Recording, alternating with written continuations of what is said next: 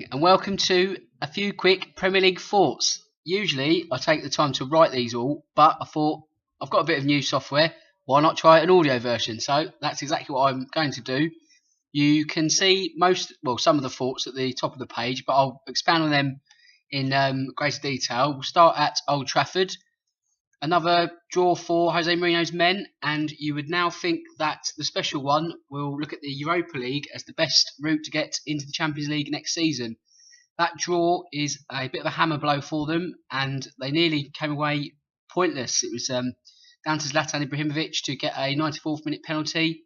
Slight bit of fortune perhaps in the result, harsh on Everton, and also with Everton picking up a point over their last two matches, you get the feeling that those two games were going to be make or break, and so much so that any slight chances they had of finishing in the top four are pretty much diminished now, if, probably disappeared all for good. So they'll be happy with a Europa League place should they finish 7th. I can't really see a collapse between now and the end of the season, especially with the fact that 8th place team West Brom lost last night.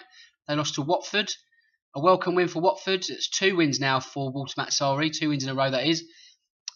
A couple of wins that have just eased the pressure on the Watford boss, but the pressure never seems to go away due to the fact that he hasn't reportedly taken to the English language so well. You can see that on Match of the Day. If that's a reason to sack someone, I don't know, but has he quite won the owners over? It doesn't seem so. So we'll have to play that one out over the next few weeks. It'll be interesting to see whether they once again cut their losses with their boss and go again. They seem to have a habit of moving managers on quite quickly at Vicarage Road.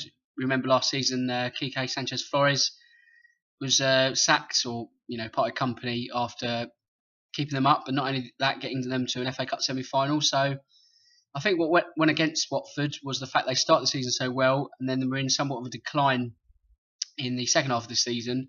So if anything, I think Quique Sanchez Flores probably made a rod for his own back, and Matsari hasn't quite done the same. They've not really been blistering at any point, have they? They've always been mid-table, lower mid-table. So if they can sort of finish in the top half, that will be a positive. And whether that's enough to keep the Italian in the job, we'll have to wait and see. Someone who will be looking to keep a job full term is Craig Shakespeare, and with the run he's on, 5 games in a row that they've won, you probably think to keep him. And right now, it does look like they've made the right decision in sacking Ranieri. The Thai club owners were not very popular when the Tinkerman got the boot after defeating Sevilla, but that was not just one defeat in isolation. There was many before that.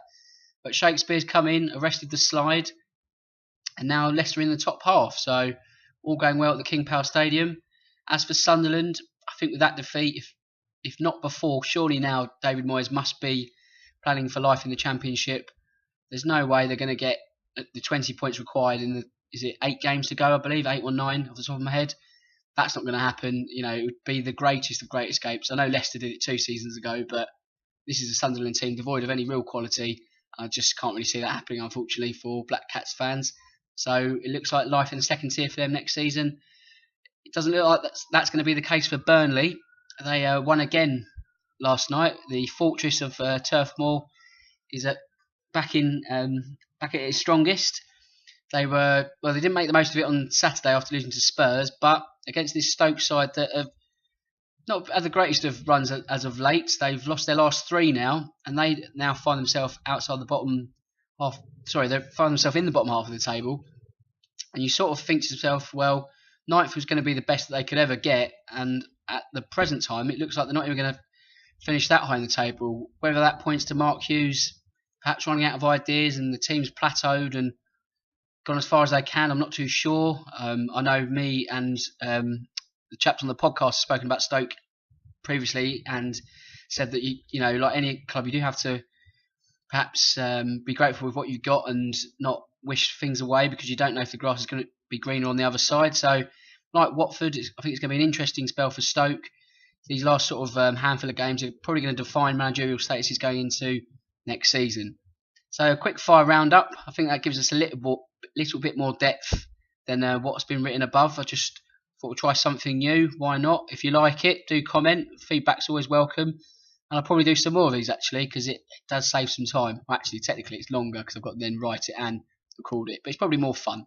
So thanks for listening, and I hope you'll listen again sometime soon. This is Real Football Man Dan Tracy, over and out. Thanks, bye.